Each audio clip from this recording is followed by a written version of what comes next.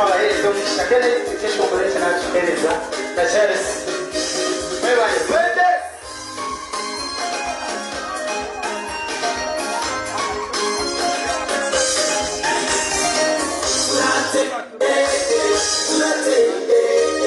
uyu mwami Yesu azatwica sana nikoma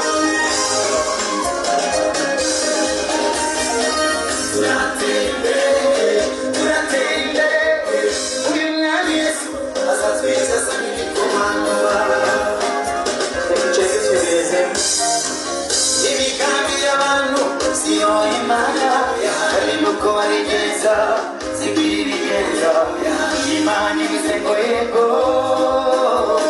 na wavuga oya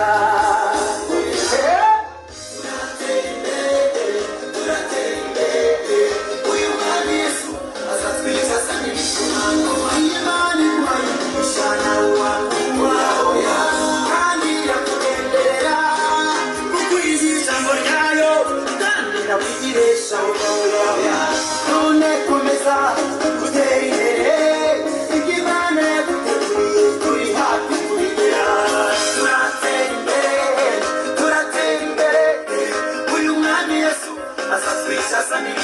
barange tukuliremo Yesu ingalo ibibazo tunyuramo ntabwo ari umugabane wacu iyo mana dusenga iri hafi kudusubiza abandi batuseka n'abasagaruka badukora mu ntoki kandi baduhumira turateye uyu mwami Yesu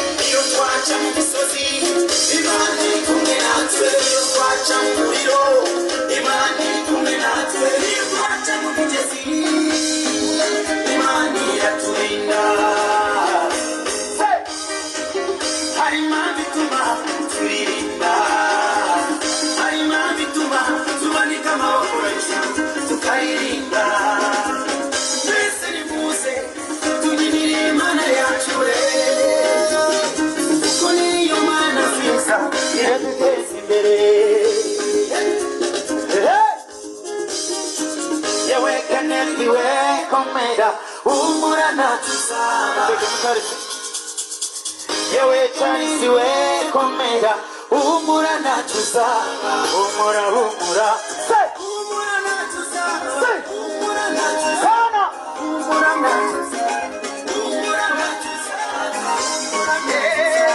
humura nacuza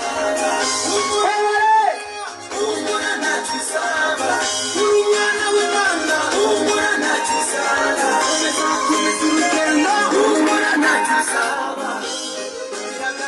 humura nacuza humura nacuza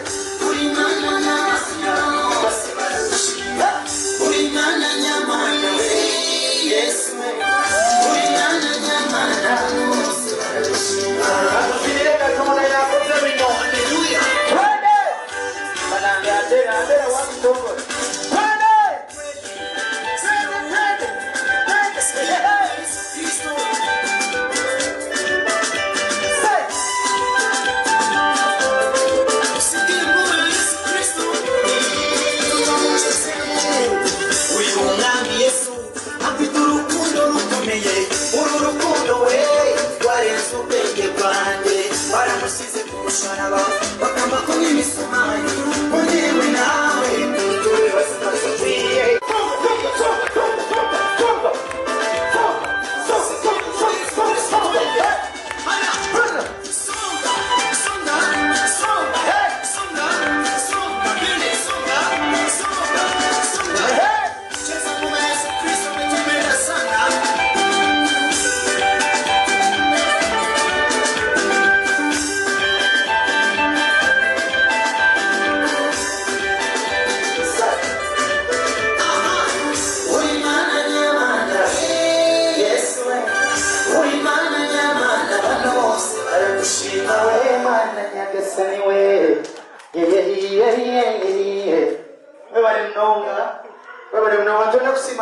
As Western entertainments, Kenneth atuberiro ni basotagarika kwa speech.